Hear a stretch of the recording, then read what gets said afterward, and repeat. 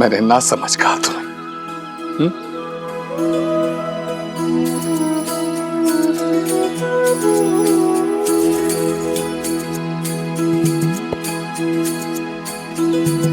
मुझे माफ कर दो बेटा।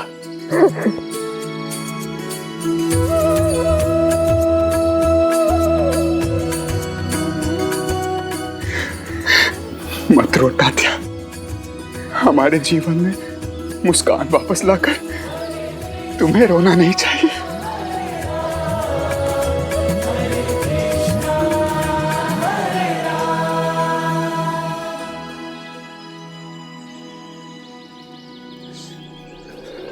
पाटिल जी, वो शुक्ला जी और चौधरी जी गांव के लोगों से अंगूठा लगवा रहे हैं। आप जल्दी चलिए।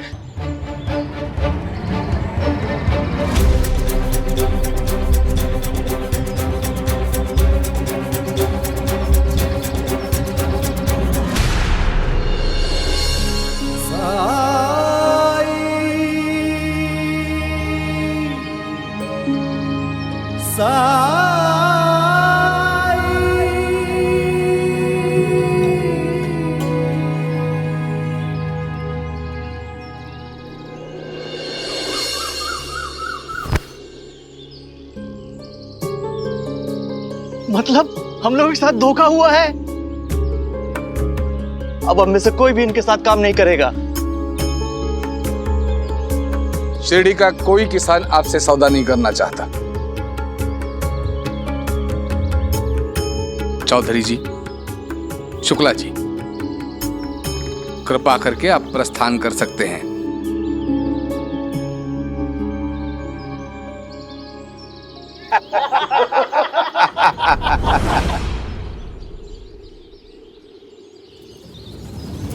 हरिओम।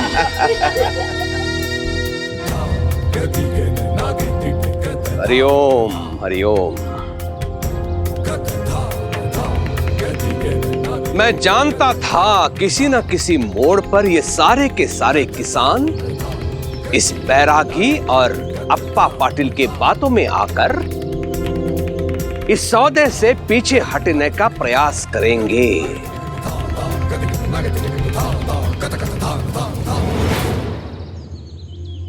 आप लोगों ने इस अनुबंध पत्र पे हस्ताक्षर किए हैं, अंगूठे लगवाए हैं, लेकिन आप लोगों को इस अनुबंध पत्र को पढ़ना तो चाहिए था।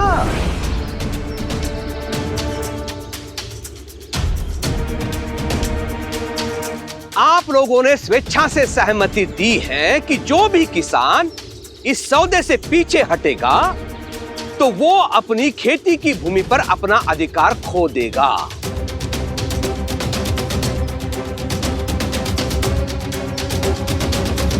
तो आपके पास दो ही विकल्प है। पहला, कपास की खेती करो और फसल तैयार होने पर निर्धारित मूल्य पे फसल हमें बेच दो, और दूसरा विकल्प, इस सौदे से हटकर अपनी भूमि पर मुझे अधिकार करने दो। हे देवा, हम तो लुट गए। मतलब हम लोगों ने खुद ही अपने पैरों पे कुल्हाड़ी मार ली है।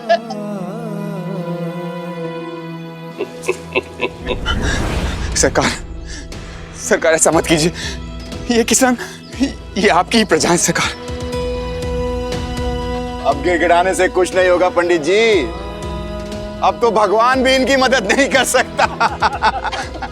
साईं, मेरी गलती की सजा इन किसानों को नहीं मिलनी चाहिए। साईं, कृपा करके कुछ कीजिए। आप परेशान मत होइए महालसापति जी, हमें कुछ भी करने की जरूरत नहीं है।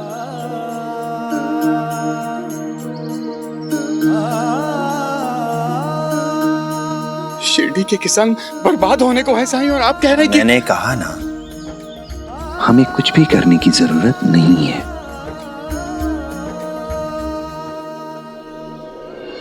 क्योंकि बर्बाद तो वो किसान होंगे जिन्होंने अंगूठा लगाया है। पर जब किसी ने अंगूठा लगाया ही नहीं है तो हम चिंता क्यों करें।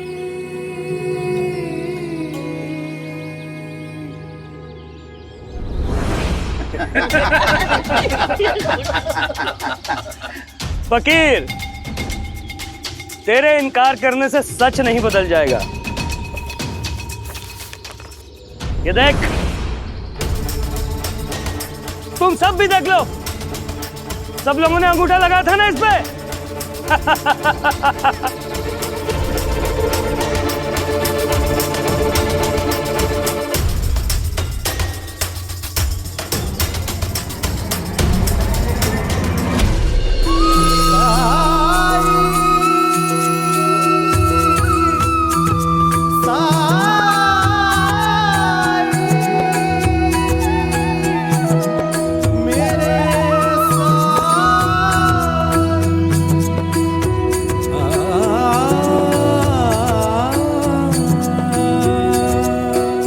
हाँ हाँ देख रहे हैं हम।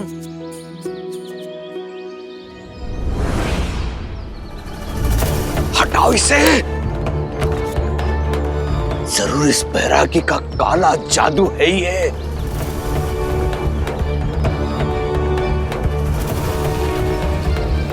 ऐसे कैसे हो सकता है? इन सब लोगों ने मेरे सामने इस पे अंगूठा लगाया था।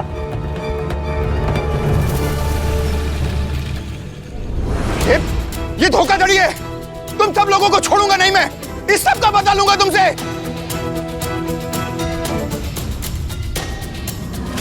चौधरी और शुक्ला की योजना पर तो पानी फिर गया। इनका साथ देकर मेरे मुंह पर भी काली खुद गई। अपनी साख बचाने के लिए मुझे शीघ्र कुछ करना होगा। हरिओम। सबको अदालत में घसीटूंगा, जेल भिजवाऊंगा तुम सबको। एक शब्द भी नहीं। मेरे गांव के किसान भोले हैं। ये कभी नहीं समझ पाएंगे कि कपास की खेती इनके लिए लाभदायक है। इसके लिए साम दाम दंड भेद की नीति अपनाकर तुम लोगों का साथ दिया मैंने। लेकिन आप लोगों को क्या लगा मेरे इन भोले किसानों को धमकाओगे तुम और मैं चुप बैठूंगा?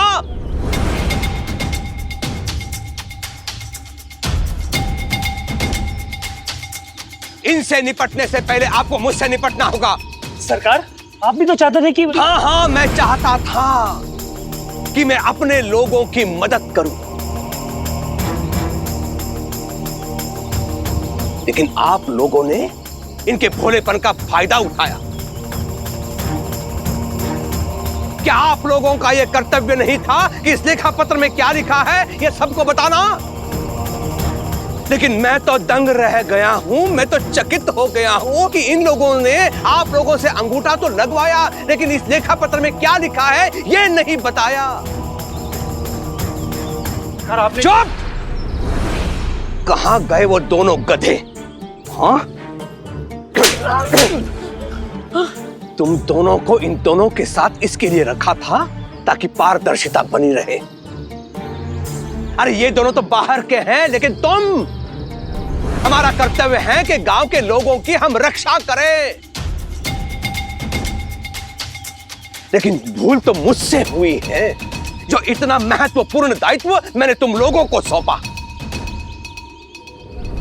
लेकिन दोष आप लोगों का भी नहीं है, क्योंकि काला अक्षर तुम दोनों के लिए बहस बराबर ही है।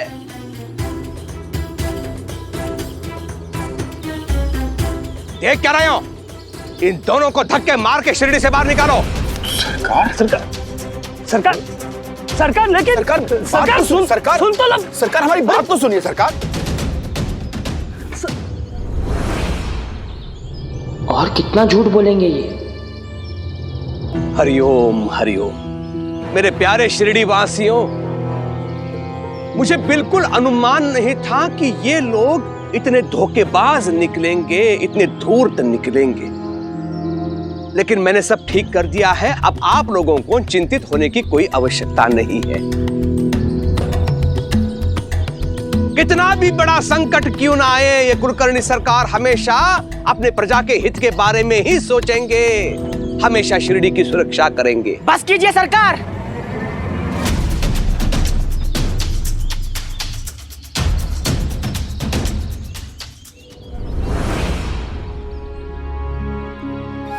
पांचवा सूत्र याद है तात्या? हास्य।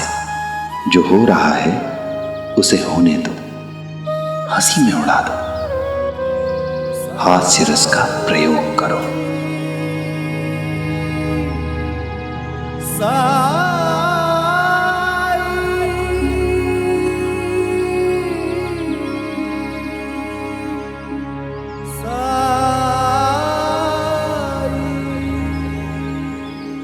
कुछ कहा तुमने तात्या? मैं कह रहा था कि बस कीजिए सरकार। कब तक चिंता करेंगे आप शिरडी वालों की? मुझे तो आपकी चिंता होने लगी है।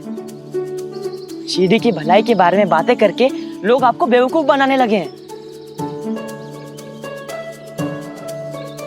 संभल के रहिए थोड़ा, कहीं दूसरों के हित के लिए अपना हित ना कर बैठे हैं।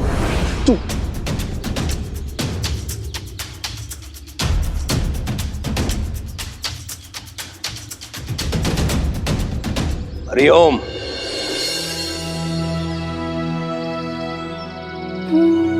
आप तीनों ने हमें बचा लिया, आपका बहुत बहुत धन्यवाद। मैं माफी मांगने के लायक नहीं हूं। मैंने तो आप सबको गलत रास्ता दिखाया। और मैंने भी कुछ नहीं किया। वो तो साई थे जिन्होंने शिरडी के किसानों को और एक मुसीबत से बाहर निकाला। मैंने कुछ भी नहीं किया है। जो भी मदद की है उस मालिक ने की है, पर इसलिए नहीं कि आप आत्मनिर्भरता का अर्थ ही भूल जाएं, उसका महत्व ही भूल जाएं। क्या आप लोगों की कोई जिम्मेदारी नहीं है अपने प्रति, एक दूसरे के प्रति, इस शिरडी गांव के प्रति?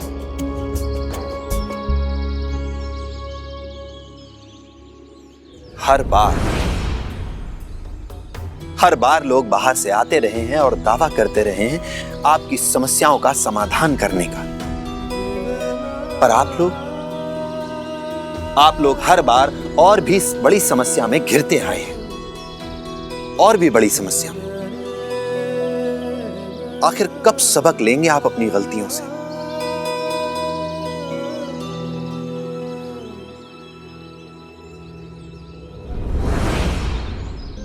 क्या सिर्फ महालसा पति जी की और पाटिल जी की जिम्मेदारी है आपका मार्गदर्शन करने की? क्या खुद का अच्छा बुरा सोचने का विवेक आप में नहीं है?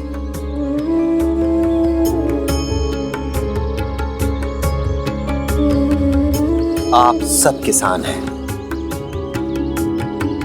कपास की खेती से आपके जल संसाधनों को कितना नुकसान पहुंचेगा, आपने ये क्यों नहीं सोचा?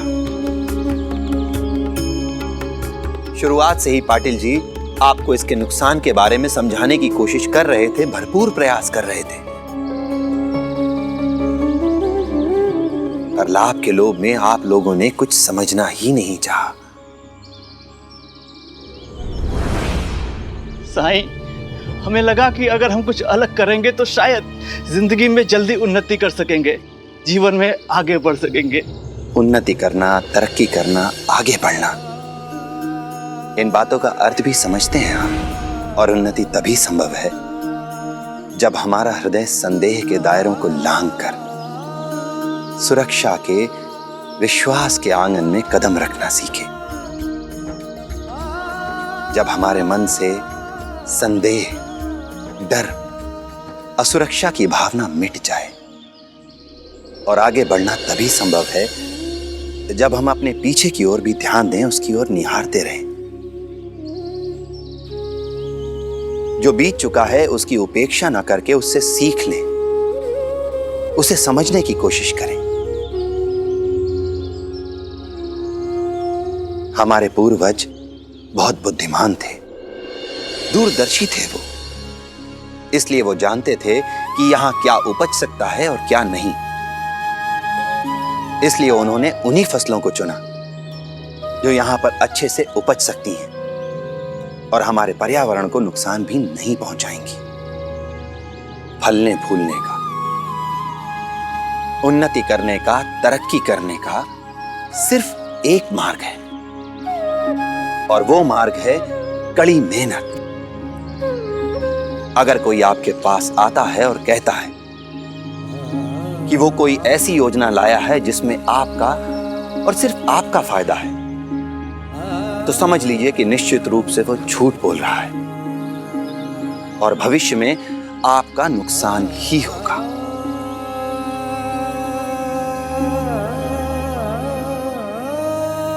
पर हमने कभी ये सोचने की, ये समझने की जरूरत नहीं समझी। प्रगति करना, उन्नति करना, इसके बारे में सोचना ये बहुत अच्छा है, पर साथ साथ हमें ये भी सोचना चाहिए कि इस प्रगति के लिए हमें किन शर्तों को मानना पड़ेगा। इस प्रगति के लिए हमें, हमारे समाज को, इस पर्यावरण को, हमारी आने वाली पीढ़ियों को क्या कीमत चुकानी पड़ेगी। सिर्फ स्वार्थी होकर अपने बारे में सोचना यह प्रगति नहीं है। असली प्रगति वो है जिसमें सबका विकास हो, सबकी सुरक्षा हो। असली तरक्की वो है जिसमें हमारे साथ साथ सबकी तरक्की हो। हम सब समझ गए साईं। हमें माफ कर दीजिए साईं, आइंदा हम इसका ध्यान रखेंगे। हम अपनी जिम्मेदारी निभाएंगे, अपने प्रति, एक दूसरे के प्रति, शिरडी के प्रति। और आप दोनों ने हमेशा शिरडी की बेहतरी के बारे में सोचा, लोगों की भलाई के बारे में सोचा। पर इस बार ऐसा क्या हो गया कि इतना कुछ होता रहा लेकिन आप लोग आपसी मतभेदों में ही उलझे रहे।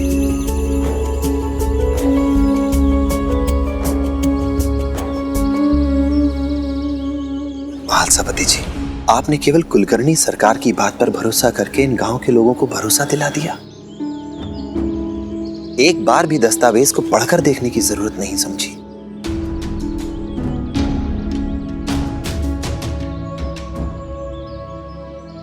खैर, भरोसे और विश्वास की बात तो क्या ही कहें, क्योंकि आप तो आजकल अनजान, अजनबी लोगों पर भी भरोसा कर लेते हैं। कुछ अनजान अजनबी लोगों ने आपसे कहा कि पाटिल जी आपके बारे में अफवाह फैला रहे हैं। और पाटिल जी, आप कब से इतने नासमझ, इतने अविश्वासी हो गए कि आपने ये मान लिया कि महालसापति जी तात्या की घटना के बारे में जो कह रहे हैं वो झूठ हो सकता है। और जब आपने ये देखा कि आपके मित्र महालसापति जी कुलकर्णी सरकार के प्रभाव में हैं, तो आपने उन्हें सही मार्ग पर लाने का प्रयास क्यों नहीं किया? ऐसा इसलिए नहीं किया क्योंकि आपने मान लिया था कि महालसापति जी के बारे में जो अफवाहें फैलाई जा रही हैं वो सच है। उन अफवाहों पर भरोसा कर लिया था आपने। साईं, माफ करना, आइंदा हम कभी नहीं लड़ेंगे। हाँ साईं, अब हम हमेशा एक दूसरे पर भरोसा करेंगे। साईं, क्या मैंने अपने गुस्से पे काबू पाना सीख लिया है? हाँ तात्या, तुमने ये परीक्षा पार कर ली है, तभी तो इतने बड़े संकट को सुलझा पाए हो तुम। और जो कोई भी इन 5 सूत्रों का पालन करेगा वो अपने गुस्से पर काबू पाने में सफलता अवश्य हासिल करेगा। राम जी भला करें।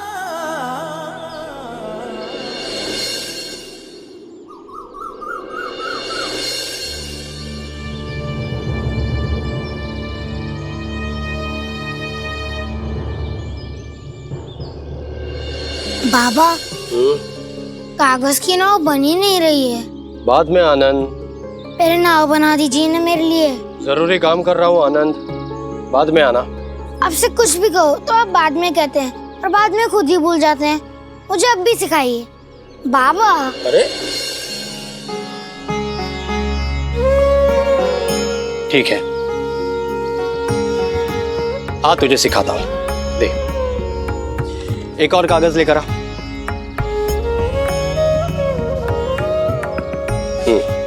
अब जैसे मैं बनाता हूं ठीक वैसे ही बना।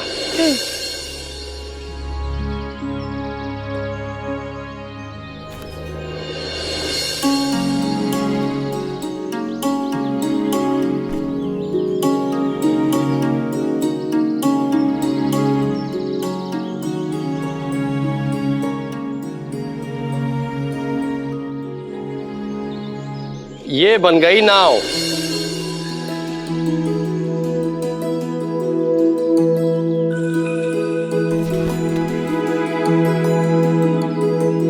ये देखिए बाबा, कैसी है? अरे वाह, बहुत सुंदर नाव बनाई है। अच्छा, अब मैं अपना काम कर लूं? नहीं बाबा, आप हमेशा काम करते रहते हैं, मेरे साथ कभी नहीं खेलते। आज छुट्टी के दिन में आप काम क्यों कर रहे? तो फिर क्या करूं? मेरे साथ खेलिए। आप घोड़ा बनिए, मैं घोड़े पे सवारी करूंगा। बेटा, आज फुर्सत मिली है, थोड़ा हिसाब किताब लिख लो। आपको मेरी चिंता ही नहीं है। सबके बाबा अपने बच्चों के साथ खेलते हैं, सिर्फ आप ही मेरे साथ नहीं खेलते।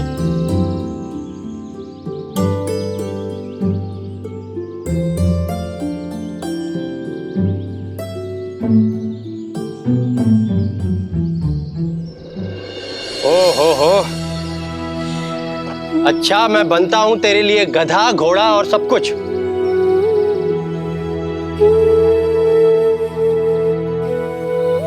पहले ये गुस्सा होने का नाटक बंद कर। चला जा।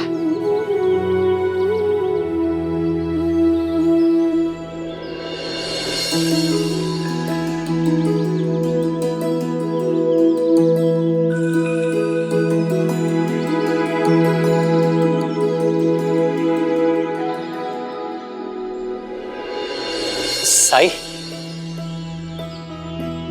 आनंद,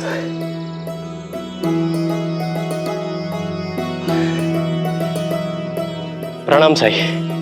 राम जी भला करें। आप कब आए? मैंने देखा ही नहीं। अपने बेटे के साथ आपने जिस सहनशीलता, जिस धैर्य का परिचय दिया है, उसे देखकर मुझे बहुत खुशी हुई। एक पिता को हर स्थिति में यही धैर्य बनाए रखना होता है। याद रखिएगा, बनाए रखेंगे ना? साई किसी बात की ओर इशारा तो नहीं कर रहे?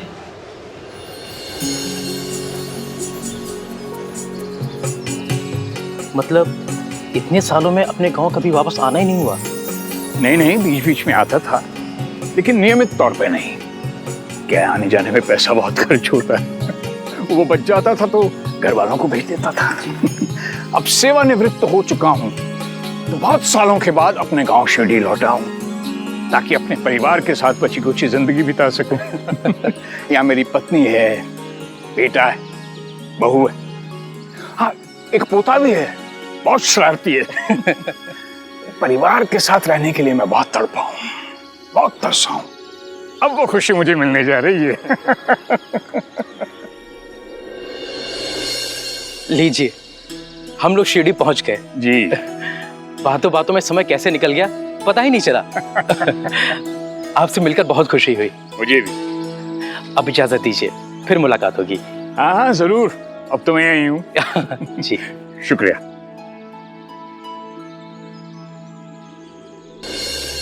साईं, फल इतने मीठे क्यों होते हैं? पेड़ फलों में मिठास भरते हैं, ताकि इंसान और पशु पक्षी उन्हें चाव से खा सके। प्रणाम साई। राम जी भला करें।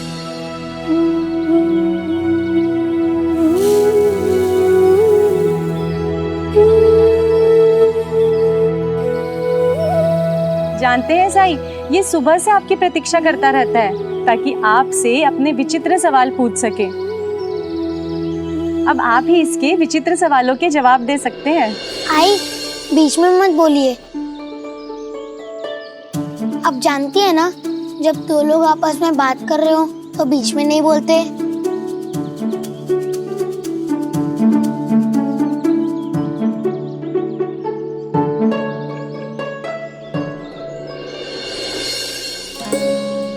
साईं, एक बात समझ में नहीं आई। पेड़ खुद तो अपने फल नहीं खाते, तो दूसरों के लिए इतना चिंता क्यों करते हैं? क्यों फलों को इतना मीठा बनाते हैं? क्योंकि पेड़ ये जानते हैं कि दूसरों को सुख बांटने से सुख फैलता है। वो कैसे?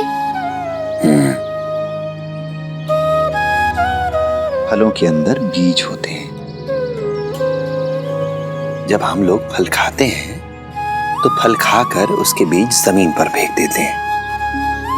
जमीन पर पड़े बीज कुछ दिनों में सूख जाते हैं और बारिश का इंतजार करते हैं। जब बारिश होती है तो वो अंकुरित होते हैं और 3-4 साल में ही एक पेड़ का रूप ले लेते हैं और फिर उस पेड़ पर उसके ही जैसे फल लगते हैं।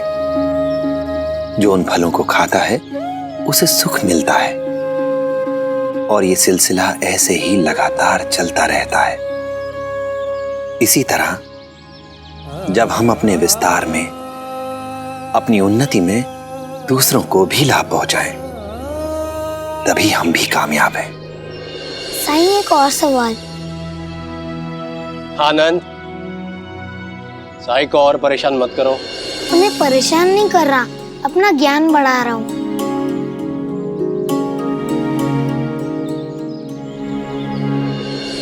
आजोबा, बाबा, आजोबा आ गए। अरे बाबा, कैसा है तुम? अरे सुखी रहो, सुखी रहो। अचानक? अरे अरे आजा आजा। आई उषा, बड़ा हो गया तू। जल्दी से बाहर आओ, देखो कौन आया। इतना बड़ा हो गया। आजा आजा आजा आजा आजा आजा आजा। प्रणाम बाबा। सुखी रहो, सुखी रहो, सुखी रहो। आप अचानक कैसे? अहो, आने की खबर भेजी होती तो हम। तो तुम सबके चेहरे पर ये खुशी कैसे देख पाता? हाँ? साई, मेरे बाबा। नमस्ते। कैसे हैं एकनाथ जी? आप जानते हैं मुझे? ऐसे व्यक्ति को कौन नहीं जानता होगा जिसने अपने परिवार के पालन पोषण के लिए इतनी मेहनत, इतना त्याग किया हो।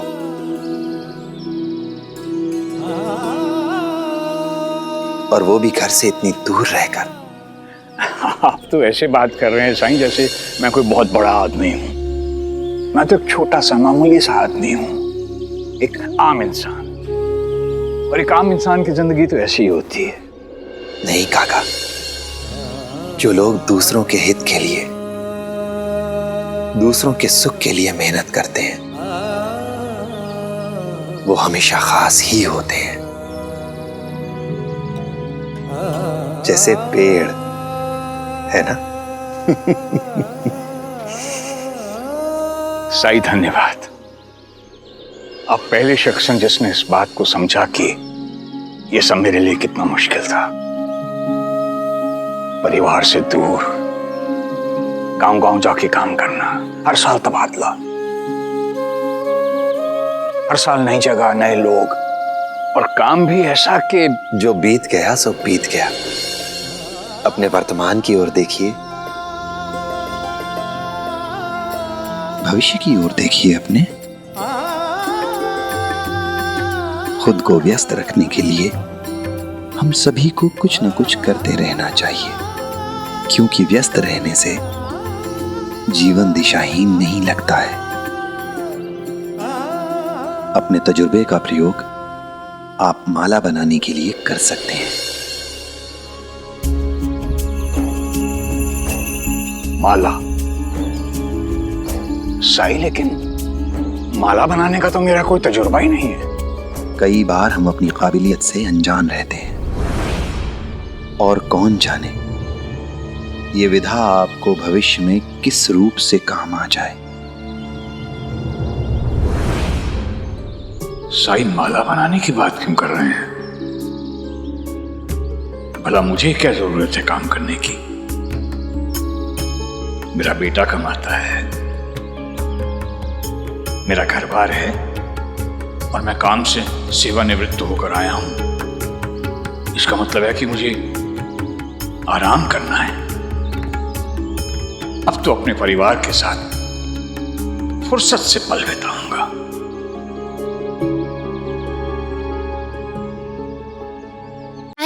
आजोबा क्या आ गए? आप तो मुझे भूल ही गए। मेरे सवालों का जवाब कौन देगा? अभी और भी सवाल बाकी हैं। अच्छा ठीक है, तुम सवाल पूछना जारी रखो। साईं, धरती नीचे और आसमान ऊपर क्यों है? बस भी कर आनंद, साई को सुबह से बिठा के रखा है, उन्हें और भी काम होंगे।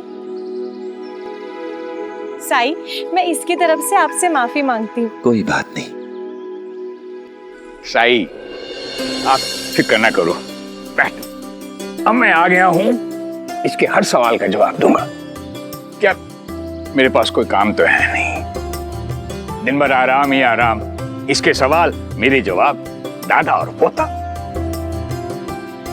ऐसे दिनों के लिए तरसता रहा हूं मैं। अब जिंदगी में आराम ही आराम, सुकून ही सुकून होगा। सुकून तो मन से आता है एकनाथ काका।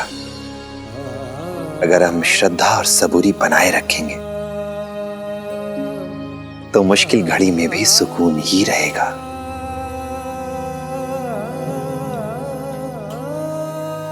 राम जी भला करे।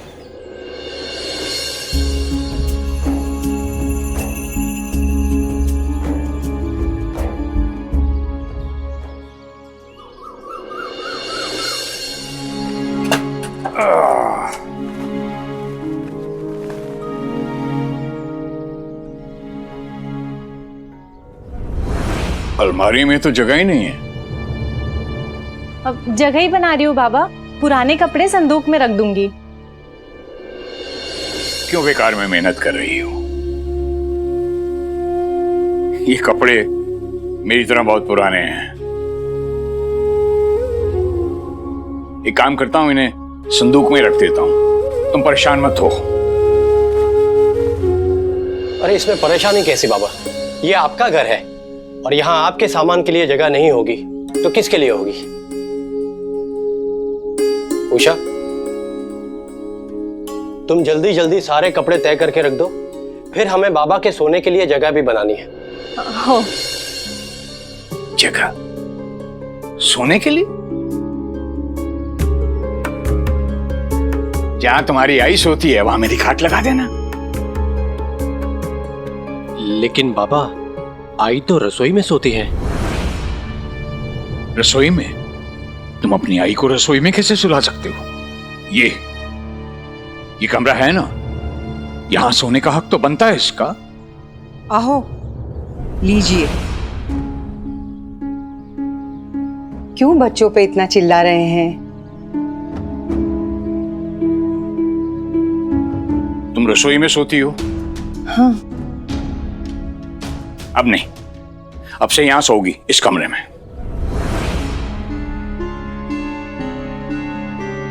आहो, शांताराम की शादी के बाद मैंने ये कमरा छोड़ दिया है। क्यों छोड़ दिया? कमरा छोटा है, बड़ी खाट लगाई तो यहाँ का सामान कहाँ जाएगा?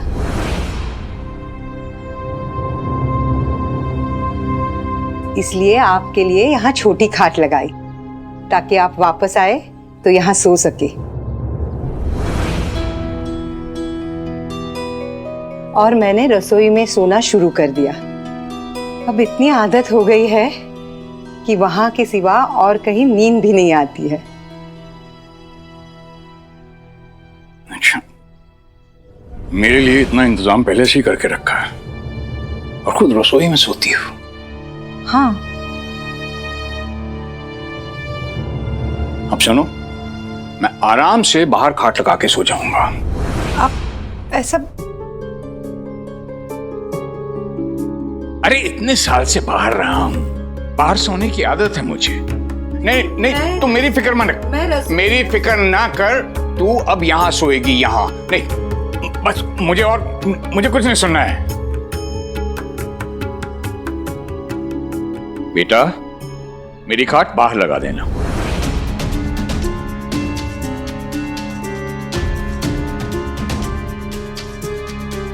ठीक है।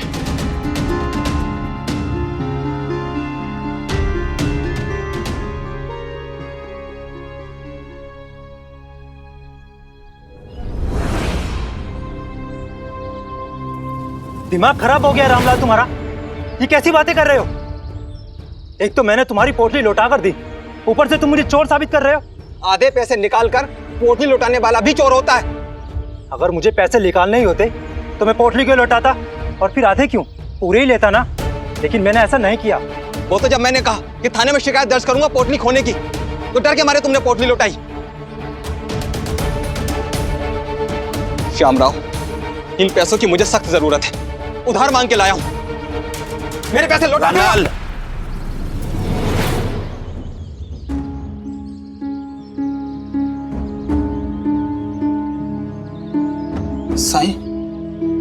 साईं, मैं सच कह रहा हूं, मैंने कोई पैसे नहीं लिए,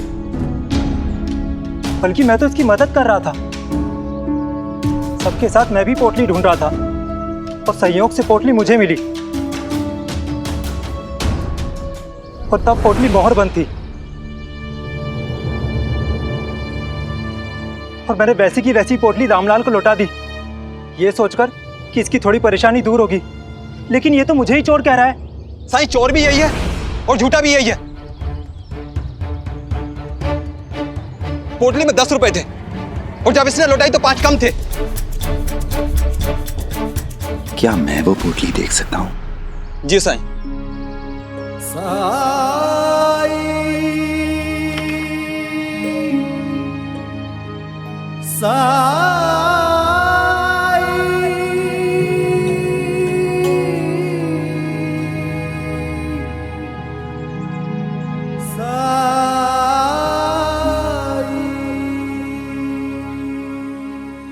क्या ये सच है कि पोटली मोहरबंद थी?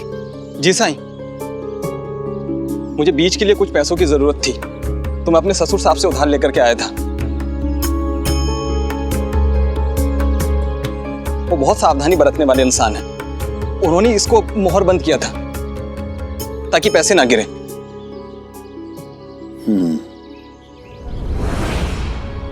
और इसमें 10 रुपए थे? जी साईं। और जब श्यामराव ने ये पोटली तुम्हें वापस लौटाई तो भी ये मोहर बंद थी? जी साईं, श्यामराव ने हम सबके सामने पोटली लौटाई, हम सबने देखा पोटली मुहर बंद थी। कोई भरोसा नहीं है साईं, मोहर तोड़े बिना भी पैसे निकाले जा सकते हैं किसी तरह। या मोहर तोड़ी होगी, पैसे निकाले होंगे और फिर मोहर लगा दी होगी। रामलाल, मुझे पैसों की कमी है क्या? और मैं ऐसा घटिया काम क्यों करूंगा? इल्जाम जरा सोच समझ कर लगाओ तुम।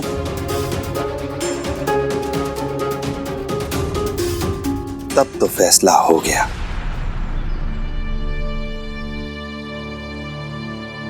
कि ये पोटली रामलाल की नहीं है।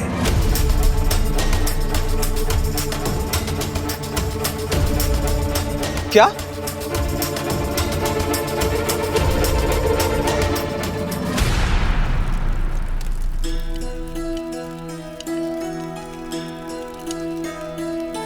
आई? आज इतने जल्दी खाना बना रही हैं आप? अब मैं रात में बना लूंगी ना। तू भूल गई तेरे ससुर जी जो आए हैं, उनकी दिनचर्या सूरज उगने से पहले शुरू हो जाती है और सूर्यास्त के साथ समाप्त हो जाती है, और रात का खाना भी वो अंधेरा होने से पहले खा लेते हैं। अरे हाँ, मैं तो भूल ही गई। असल में परसों बाद जो आए हैं बाबा।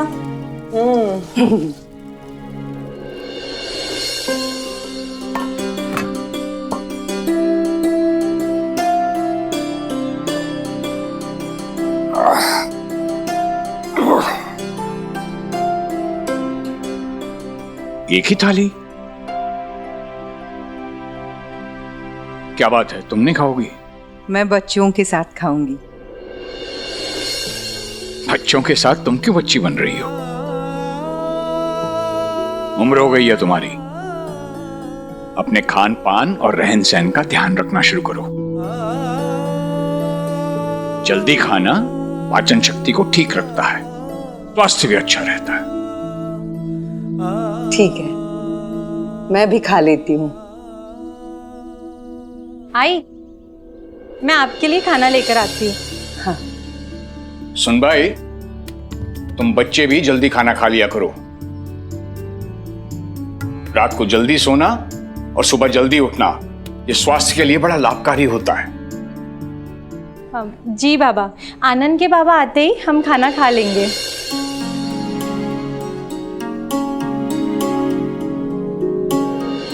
साईं, ये आप क्या कह रहे हैं? ये पोटली मेरी है। मैं क्या अपनी पोटली नहीं पहचानूंगा? रामलाल जी, ये तो बहुत मामूली पोटली है। ऐसी पोटली बाजार में एक ढूंढो 1000 मिल जाती हैं। हो सकता है पोटली पहचानने में आपसे गलती हो गई हो और ये पोटली किसी और की हो। अगर ये रामलाल की नहीं है तो फिर पता लगाना चाहिए कि ये किसकी है। पर इस पोटली पर किसी ने हक नहीं जताया है, न ही कोई शिकायत दर्ज कराई गई है। ऐसी स्थिति में इस पोटली पर उसी का अधिकार है जिसे ये मिली हो। इसलिए इस पोटली को आप अपने पास रखिए श्यामराव।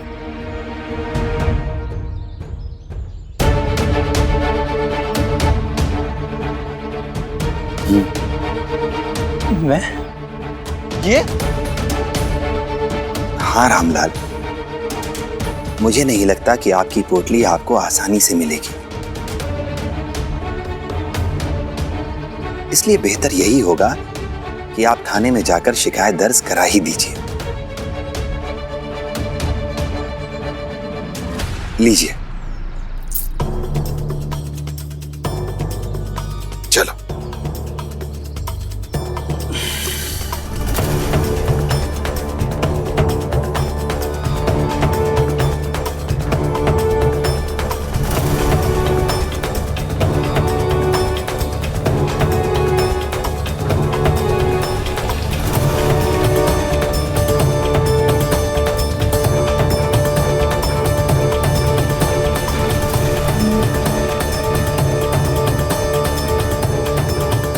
श्यामराव, रुको। साईं, आप भी रुकिएगा।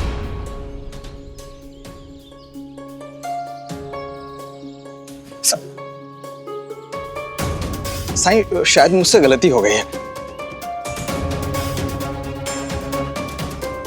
अब मुझे याद आ रहा है कि मेरी पोटली में शायद 5 ही रुपए थे।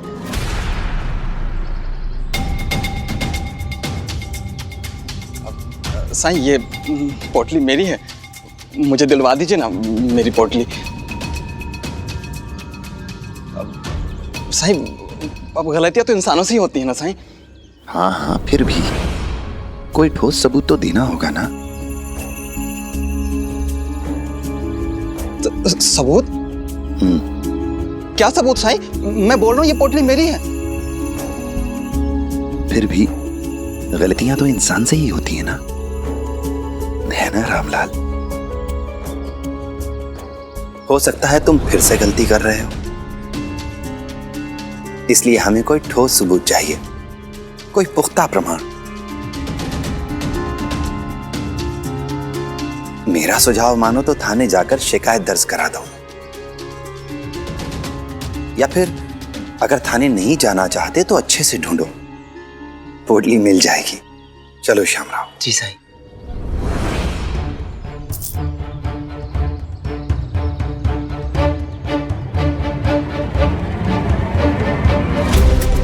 तुम मेरे पैसे लेकर के नहीं जा सकते। वो तो थोड़े ज्यादा पैसे मिल जाएंगे, इसलिए मैंने तुमसे वो 10 रुपए वाली बात।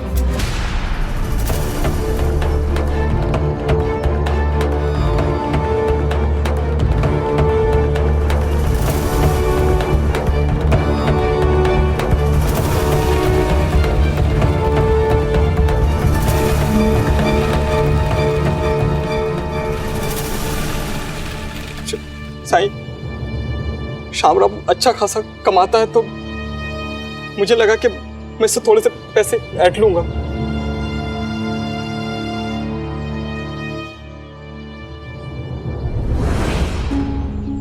रामलाल, जिस इंसान ने ईमानदारी से तुम्हारा धन तुम्हें वापस लौटाया, तुम उसे ही लूट रहे हो। और खाली लूट ही नहीं रहे हो, बल्कि उसे चोर, बेईमान, झूठा कहा तुमने। गांव के ये भोले भाले लोग, इन्हें भी मूर्ख बनाया तुमने। इस चिलचिलाती धूप में ये तुम्हारे साथ मिलकर तुम्हारी पोटली ढूंढ रहे थे, इनका भी नुकसान किया।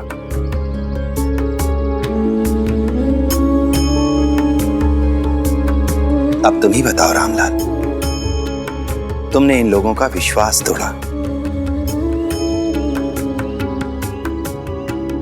इनका समय नष्ट किया। अगर भविष्य में किसी जरूरतमंद इंसान को इनकी मदद की जरूरत होगी, उस पर विश्वास कैसे करेंगे? क्यों करेंगे उसकी मदद? साईं बिल्कुल ठीक कह रहे। तुम ही बताओ रामलाल, अगर दोबारा तुम्हारी कोई चीज खो गई तो हम में से कौन मदद करेगा तुम्हारी? अब तो मन में डर बैठ गया कि तुम ढूंढने वाले को ही चोर बना दोगे। 5 रुपए, सिर्फ 5 रुपए के लिए तुमने ऐसा किया? ये 5 रुपए तो तुम मेहनत करके भी कमा सकते थे। जो तुमने किया है, इसका केवल तुम पर नहीं, बल्कि तुम्हारे परिवार पर भी बुरा प्रभाव पड़ेगा।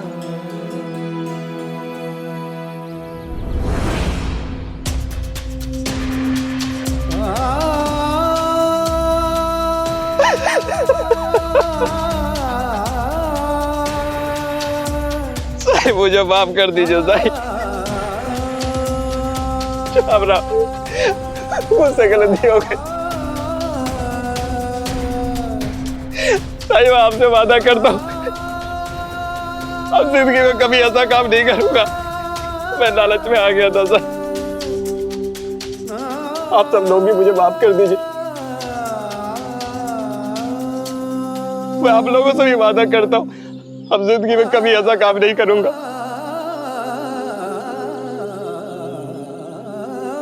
बस आप लोग मुझ पे अपना भरोसा बनाए रखिएगा, मुझे खुद से अलग मत कीजिएगा।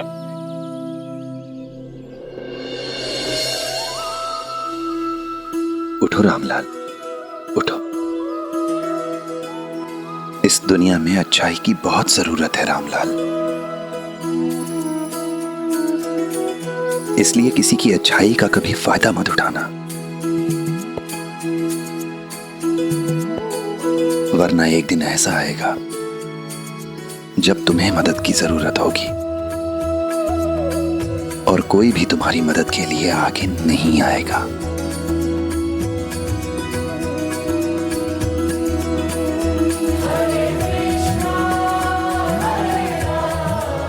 मैं याद रखूंगा साईं, मैं याद रखूंगा।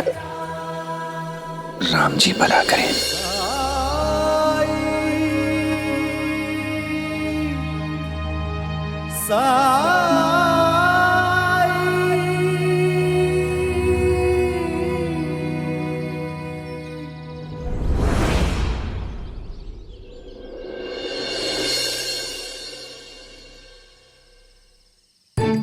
तबड़क तबड़क तबड़क तबड़क तबड़क तबड़क तबड़क तबड़क तबड़क तबड़क तबड़क तबड़क तबड़क तबड़क तबड़क। कहा ना सुबह सो रहे, उठ जाएंगे वो।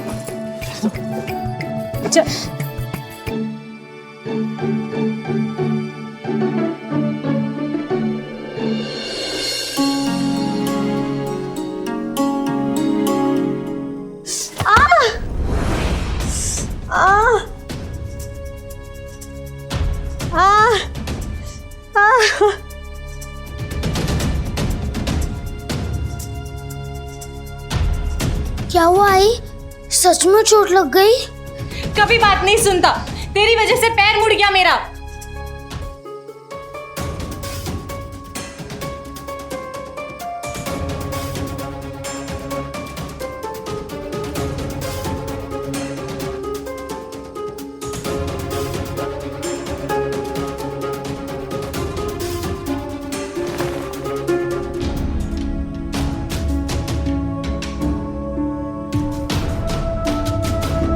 क्यों मार रही हो इसको?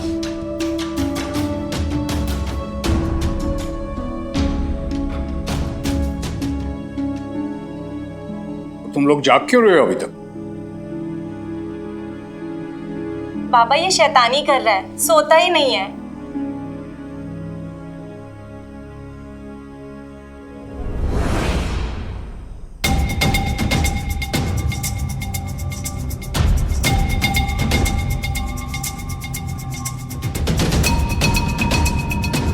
क्या ये? तुमने तो कहा था कि शांताराम के आते ही खा लेंगे। सूर्यास्त से पहले खाना खाने की आदत डालो। अपने बारे में नहीं तो कम से कम इस बच्चे के बारे में सोचो। तुम लोगों के कारण इसे देर रात तक भूखा रहना पड़ता है।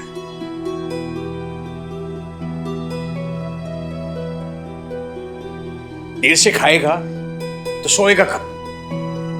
और खाना खाने के 2 घंटे बाद सोना चाहिए। देर से सोएगा तो देर से उठेगा। इसमें आनंद की कोई गलती नहीं है। इसे मारने की बजाय खुद को सुधारो, अपने आप को बदलो। जीवन में अनुशासन लाओ, नियम से जीना सीखो। अपने लिए नहीं तो कम से कम इस बच्चे के लिए खुद को बदलो। बच्चे वही करते हैं जो बड़े करते हैं। बड़ों को देख देख कर ही बच्चे सीखते हैं। जी बाबा, अब से हम ध्यान रखेंगे। आनंद बेटा, अच्छे बच्चे की तरह काम करो। जाओ और सो जाओ। क्या? चलो तुम लोग भी सो जाओ।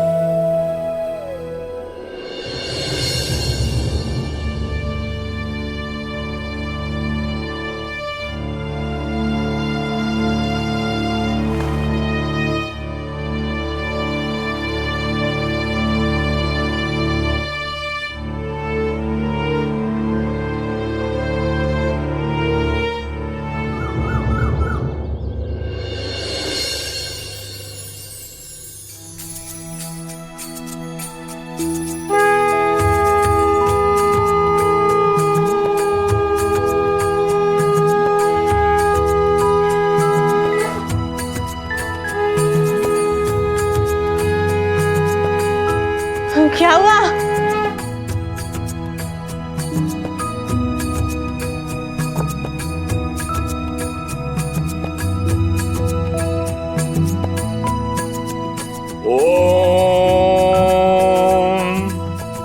ओम त्र्यंबकं यजामहे सुगंधिं पुष्टिवर्धनम् उर्वारुक्मे बंधनान् मृत्योर्मुक्षेमामृतात्।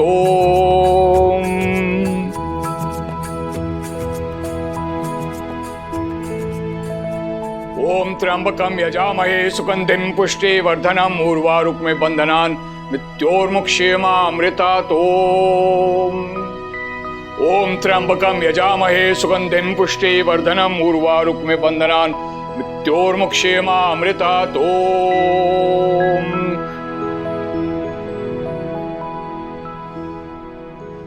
आज कोई पूजा है क्या?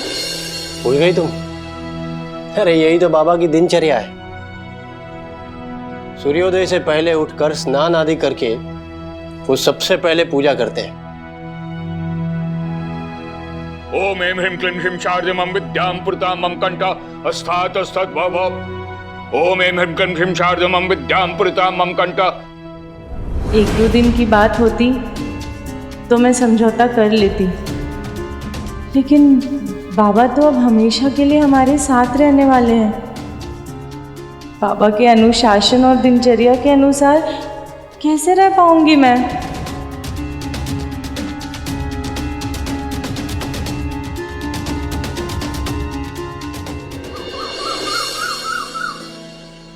अरे तुम्हारे पत्ते तो सूख रहे हैं, तुम्हें कोई पानी नहीं देता? यहाँ ना सबके सवाल से हैं, देर से सोना, देर से उठना, लेकिन तुम चिंता ना करो, मैं आ गया हूं, मेरे पास समय ही समय है, मैं ध्यान रखूंगा तुम्हारा।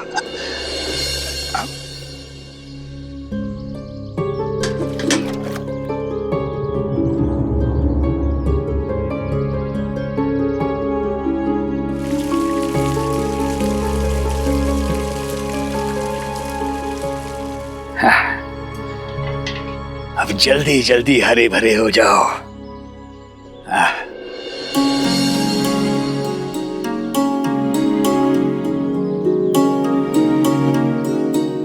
सेवानिवृत्ति के बाद कुछ ऐसी ही जिंदगी जीने की कल्पना की थी मैंने, न कहीं जाने की जल्दी, न कहीं से जल्दी आने की किरकिर। निर्मला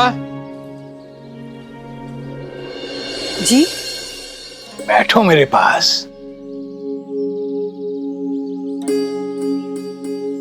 कुछ बात थी क्या? सारी जिंदगी तुम्हें मुझसे शिकायत रही कि मेरे पास तुम्हारे लिए समय नहीं है। अब नौकरी से निवृत्त होकर जब तुम्हारे पास आया हूं, तुम्हारे साथ समय बिताना चाहता हूं, तो पूछ रही हो कि कुछ बात थी क्या? अच्छा एक बात बताओ, जब से मैं आया हूं तुमने मेरे पास बैठ के 2 बातें की हैं क्या? नहीं ना? उषा, कहाँ है मेरे नहाने का पानी? अभी लाई।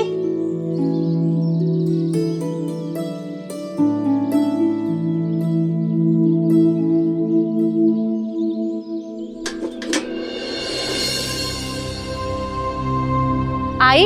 हाँ, मैंने इस बाल्टी में पानी भर के रखा था। सुन भाई, वो पानी तो मैंने पौधों में डाल दिया।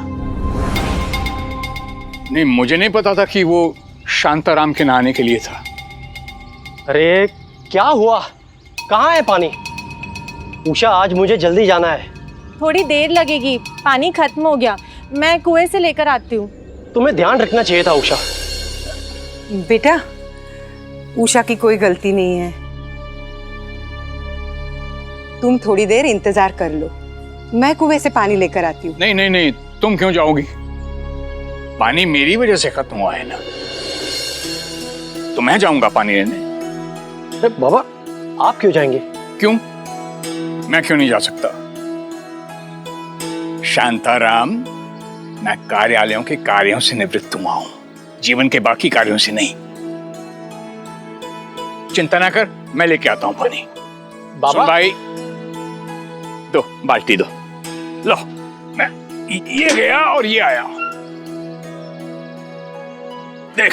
आहो, कुएं का रास्ता भूल गए होंगे आप। दीजिए, मैं भी आपके साथ चलती हूँ। अरे दीजिए दीजिए। अच्छा चलो। आनंद, चलो नाश्ता कर लो। बाद में आई। फिर बाद में? अब पूरा दिन क्या तुम्हारे पीछे ही लगे रहूंगी? और भी बहुत सारे काम है मुझे। चलो नाश्ता कर लो। कहाँ ना, अभी नहीं। आनंद, तुम अच्छे बच्चे हो ना, तो अच्छे बच्चे बड़ों का कहा मानते हैं और हर काम समय पे करते हैं। चलो। ठीक है आजोबा। अरे वाह, एक बार में मान गया।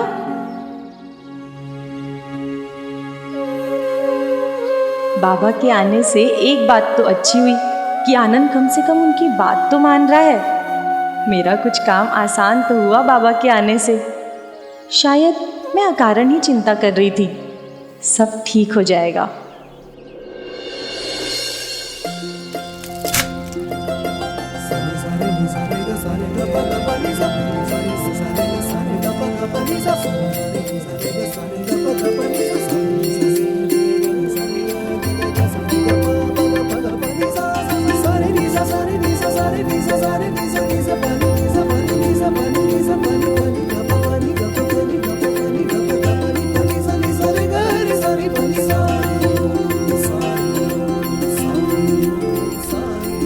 साई, अब तो बता दीजिए किस खुशी में आपने हमारे लिए ये दावत रखी है?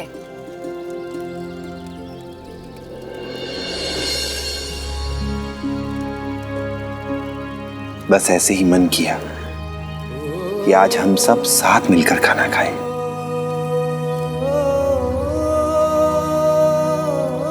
साईं, हम सब जानते हैं कि तुम बिना वजह कुछ नहीं करते, और मुझे पूरा विश्वास है इसमें भी किसी की भलाई ही छुपी होगी। और तुम बताओ या ना बताओ, हमें देर सवेर पता चल ही जाएगा।